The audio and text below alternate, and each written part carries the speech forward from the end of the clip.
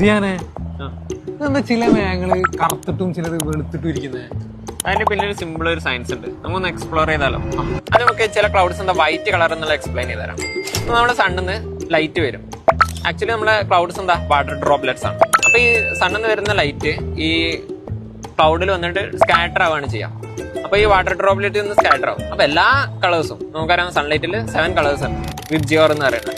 അപ്പൊ ഈ 7 കളേഴ്സ് എന്തായി സ്കാറ്റർ ചെയ്തിട്ട് നമ്മളെ കണ്ണിലേക്ക് എത്തും. അപ്പൊ ഈ 7 കളേഴ്സ് എന്താണ് മിക്സ് ചെയ്തിട്ട് തിരിച്ച് കണ്ണിലെത്തുമ്പോൾ ഏത് കളറായിട്ട് നമുക്ക് ഫീൽ ചെയ്യാം? White colour. അതുകൊണ്ടാണ് ചില ക്ലൗഡ്സ് വൈറ്റ് കളറായിട്ട് വരാൻ കാരണം. പിന്നെ ചില ക്ലൗഡ്സ് എന്താവും ഡാർക്ക് ഗ്രേ അല്ലെങ്കിൽ ഏകദേശം ഒരു ബ്ലാക്ക് കളറിൽ എത്താനുള്ള കാരണം എന്താ വെച്ചാല് നമ്മൾ നേരത്തെ പറഞ്ഞാൽ സൺലൈറ്റ് വരും. അപ്പൊ സൺലൈറ്റ് ഈ ക്ലൗഡിന്റെ ഉള്ളിൽ കൂടെ സ്കാറ്റർ ചെയ്തിട്ട് പോകും. പക്ഷെ അത് പുറത്തോട്ട് എത്താതെ ആവും. പറഞ്ഞാൽ ക്ലൗഡ് അത്രയും തിക്കും നല്ല ഹെവി ഒക്കെ ആണെങ്കിൽ, നല്ല നിറഞ്ഞെടുക്കുന്നതാണെങ്കിൽ, വാട്ടർ ഡ്രോപ്ലെറ്റ്സ് കൊണ്ട് നിറഞ്ഞെടുക്കുന്നതാണെങ്കിൽ എന്താവും സൺലൈറ്റ് പാസ് ആവില്ല.